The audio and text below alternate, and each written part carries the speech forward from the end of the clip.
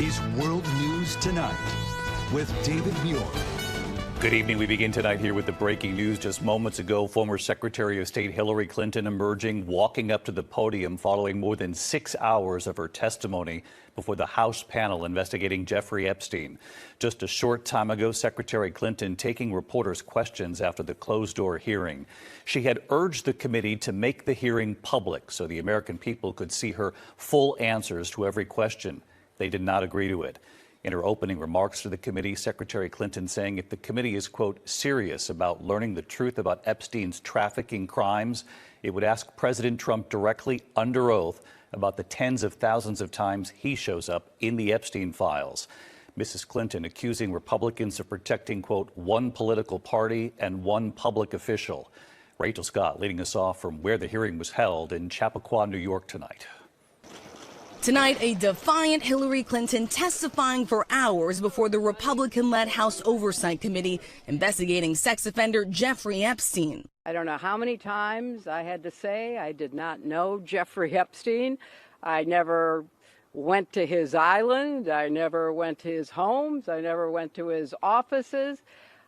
So it's on the record numerous times. The former Secretary of State, Senator, and First Lady denouncing the hearing as partisan political theater, calling it an abdication of duty and an insult to the American people. In a blistering opening statement, Clinton insisting she and her husband, former President Bill Clinton, were being forced to testify to distract attention from President Trump's actions and to cover them up despite legitimate calls for answers.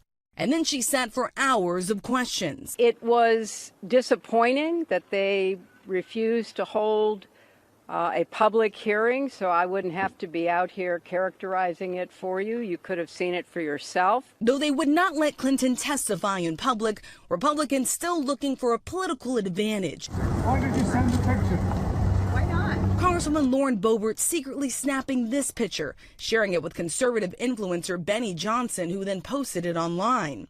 The hearing briefly pausing before it resumed. One of the members violated that rule, which was very upsetting because it suggested that they might violate other of our agreements. Republican Chairman James Comer adding this. The number of times that she said, I don't know, you'll have to ask my husband, was more than a dozen. Republicans were pushed to explain why they called Clinton to testify at all. And we're not accusing Hillary Clinton of wrongdoing. We know that Jeffrey Epstein said many times in emails that he was the first person to raise money for the Clinton initiative. And again, that's not saying anything's illegal, but there are a lot of questions pertaining to Secretary Clinton. But Republicans have refused to call President Trump to testify, despite his long friendship with Epstein.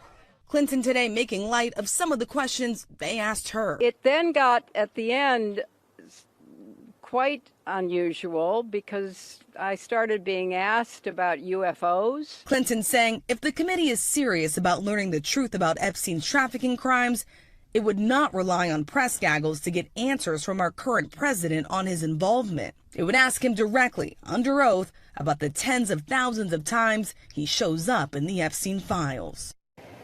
Former President Bill Clinton will testify behind closed doors here tomorrow. Republicans on the committee say the American public will soon see videos of these depositions, and Democrats are calling for the transcripts to be released in the next 24 hours, David. All right, Rachel Scott leading us off from Chappaqua, New York tonight. Rachel, thank you. We also have breaking developments at this hour after that deadly gun battle involving U.S. citizens off of Cuba, a U.S. speedboat and Cuban forces, and what ABC News has now learned tonight about that boat. Here's Martha Raddatz. Tonight, U.S. officials confirming that at least one of the 4 people shot and killed on that Florida speedboat off the coast of Cuba was a U.S. citizen, and one of the 6 people wounded, a second U.S. citizen. Police say the U.S. speedboat involved in the gun battle was reported stolen from this boat launch in the Florida Keys earlier this week. Cuba claiming the men were trying to infiltrate the island for terrorist purposes. The speedboat, according to the Cuban Ministry of Interior, reached within a nautical mile of the Alpino Channel when Cuban patrol boats approached the vessel. The Cubans claiming those on board the U.S. boat opened fire, prompting the Cubans to return fire. Cuba claims the suspects were armed with assault rifles, Molotov cocktails, and bulletproof vests, but provided no proof. The brother of a man he says was one of the boat's occupants telling the Associated Press his brother had become obsessed with the quest for Cuba's freedom. The island nation is in the middle of a crippling energy crisis amid a U.S. quarantine of oil shipments. Secretary of State Marco Rubio on Wednesday saying the U.S. will conduct its own investigation. It is highly unusual to see shootouts in open sea like that. We're going to find out. We're not going to base our conclusions on what they've told us. And David, given that there was one American killed and another wounded, this is a complicated situation for the State Department since police say the boat was stolen and the Cubans say those men were heavily armed and fired on the Cuban troops first. David? Martha Raddatz on this again tonight for us. Martha, thank you. Now to the search for Nancy Guthrie. The FBI now preparing to turn the home back over to Savannah Guthrie and her family. And what authorities are now saying tonight about the tips coming in after Savannah revealed the family's $1 million reward. Here again, Aaron Katersky. Tonight, police say this video obtained by Fox News is part of the investigation into the abduction of Nancy Guthrie. A Ring camera captured a car about 2.5 miles from Guthrie's home around the time she was taken. It's not clear whether the image has any value, but the Sheriff's Department is urging homeowners to submit their home security footage. Sources tell ABC News the FBI is preparing to turn over the house to Savannah Guthrie and her siblings, nearly a month after their mother was taken from her bed in the middle of the night. Today, workmen dropped orange barriers to enforce a no parking zone around the house and installed new security cameras. The FBI is now moving its command post from Tucson to Phoenix, where agents will continue to analyze thousands of hours of video and sort through the 1,500 tips that came in after Savannah offered $1 million reward. We need her to come home. The family is hoping all that money will finally convince someone to come forward. Someone out there knows something that can bring her home. And authorities are stressing tonight, David, that whoever provides that crucial tip that leads to Nancy Guthrie can be eligible for the $1 million reward and still choose to remain anonymous.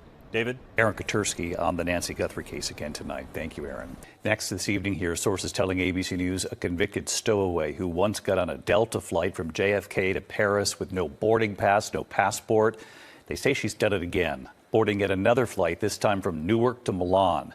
Tonight, she's in custody, and here's Stephanie Ramos.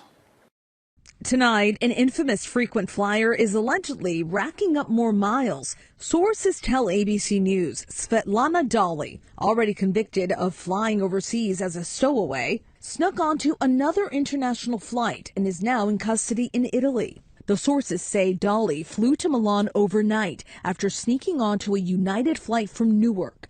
It was around Thanksgiving 2024 when Dali, seen here in the hoodie and backpack, blended with the crowd at JFK Airport and hopped a Delta flight to Paris without showing a boarding pass or passport. The flight crew questioning her after she hid in the bathroom most of the way. Dali was put on a flight back to New York. Please, help me.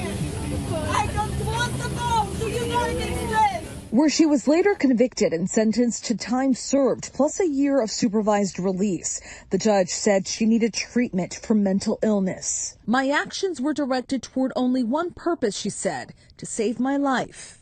David, United Airlines says they are investigating the incident on that flight from Newark to Italy and working with authorities, adding safety and security are our highest priorities. David. Stephanie Ramos with us here. Steph, thanks. Tonight in this crucial midterm election year, and with Republicans holding very slim majorities in the House and the Senate, ABC News has now learned President Trump has reviewed a draft executive order that would involve him declaring a national emergency, potentially giving him sweeping power over voting in this country. So let's get right to Mary Bruce tonight. She's live at the White House. Mary, what have you learned? Well, David, with the midterms now fast approaching and with Republicans holding those small majorities in Congress, tonight we have learned that President Trump has reviewed this draft executive order urging him to declare a national emergency that would give him broad power over voting. Sources say a group of pro-Trump attorneys are circulating a draft claiming without evidence that China interfered in the 2020 election, arguing that would justify declaring a national emergency that would then allow the president to mandate voter ID, hand-counted ballots, and ban mail-in ballots. Now, it is not clear if the president is going to accept this proposal, but we do know that he is considering executive action to impose stricter voting rules. But, David, the Constitution gives states, not the federal government, the power to run elections. David. All right, Mary, you'll continue to watch us for sure. Thank you. Now to the high-stakes talks between the U.S. and Iran in Geneva. U.S. Special Envoy Steve Witkoff and Jared Kushner trying to convince Iran to accept a nuclear deal. And tonight we've learned President Trump has now just been briefed by one of his top commanders. Let's bring in Ian Pannell with us tonight. Ian? Yeah, that's right. The top U.S. commander in the Middle East, Admiral Brad Cooper, briefing President Trump today on potential military options in Iran. That's according to a person close to the president. It comes amid this massive military build-up in the region, the largest in years. Talks to avert military strikes ending today with Iran saying there was good progress, but differences remain that could decide whether or not the U.S. goes to war. A U.S. official confirming to ABC News before the talks that Iran's offering to suspend its enrichment of uranium for a limited period, but the president demanding no enrichment, no nuclear program at all. Iran, though, insisting it has a right to a peaceful nuclear program. And I think with Iran saying there'll be more talks next week, the key question tonight, has the president heard enough to keep talking? And if not, the risks of war grow. David? Our chief foreign correspondent, Ian Pannell, back with us tonight. Ian, thanks. Back here at home tonight, the men and women's U.S. hockey teams, Olympic champions, and tonight, what some members of the men's team are now saying about that locker room laughter, the president's joke, and what they want everyone to know, particularly the women's team. Here's Will Reeve. As Team USA's men's hockey team celebrates their Olympic gold medal, tonight many of its players giving the gold medal winning U.S. women's team their shine as well. I'm so proud and I'm so happy that the men's and women's USA hockey teams brought gold medals back to the United States of America. Minutes after their triumph on the ice, FBI Director Kash Patel joining the men's players in the locker room, putting President Trump on the phone, who invited them to the White House and the State of the Union. We're going to have to bring the women's team. You do know that.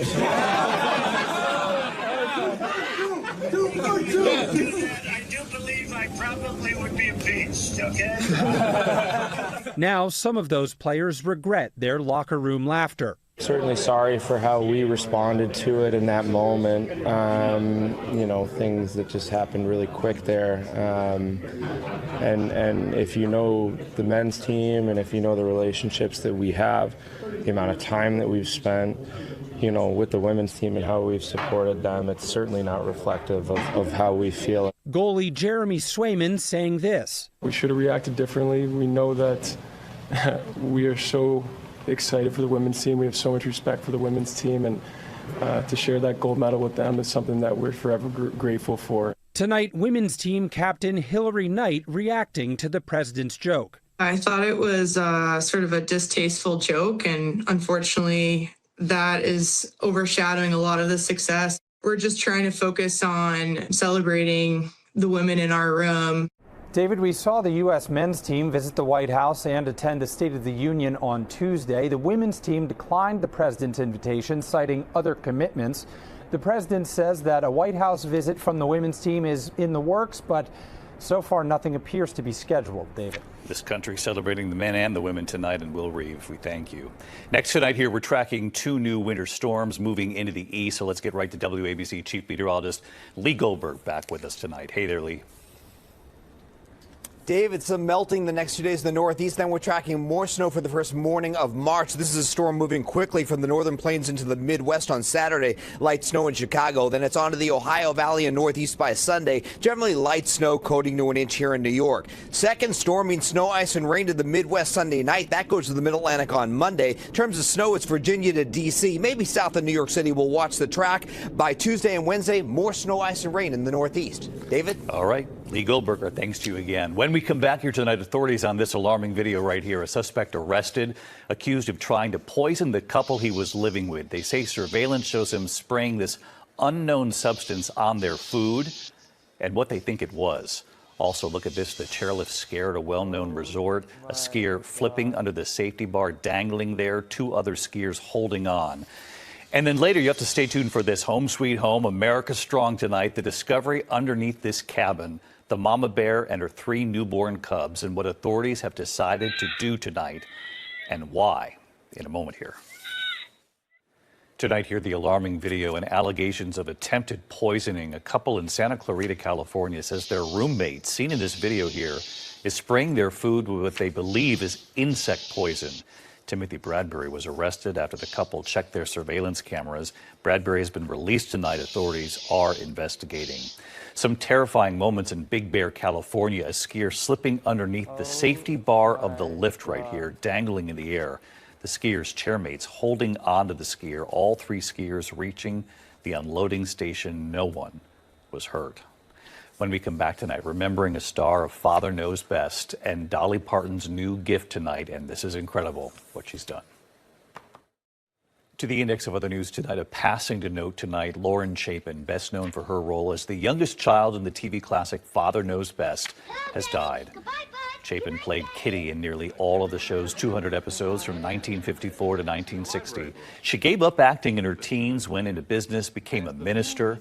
Lauren Chapin was 80 years old. Tonight, Dolly Parton giving again to the community of Eastern Tennessee where she grew up.